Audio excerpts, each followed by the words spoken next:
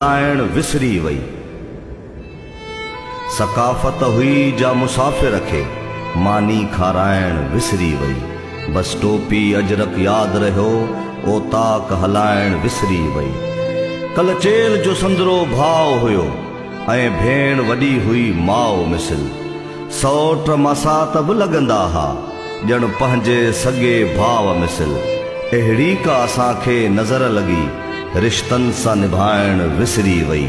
बस टोपी अजरक याद रहो ओ ताक हलाइण विसरी वई। को दौर हो भायर भेणुन जूं कीअं सार संभारूं लहंदा हा। घर में खुशी का ईंदी हुई भेणुन के घुराए वठंदा हा।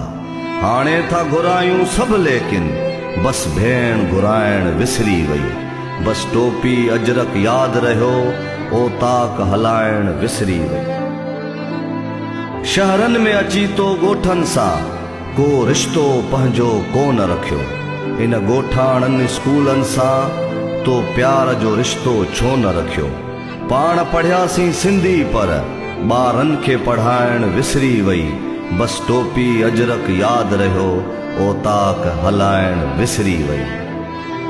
न्याणियुन खे हमेशा भेटा हुई सिंध में 7 कुरानन सा।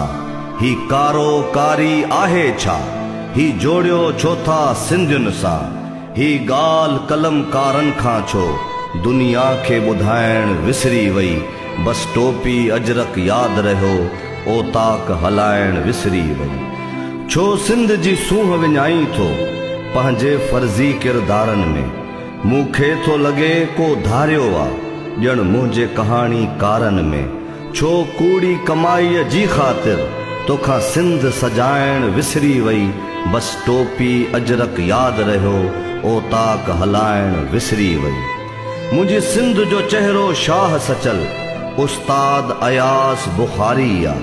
मुझो दो दूल्ह होशू है हमल फकीर लगारी आ। जा जोत जलाए जोधा व्या सा जोत जलाइण विसरी वई। बस टोपी अजरक याद रहो ओ ताक हलाइण विसरी वई। सकाफत हुई जा मुसाफिर खे मानी खाराइण विसरी वई। बस टोपी अजरक याद रहो ओ ताक हलाइण विसरी।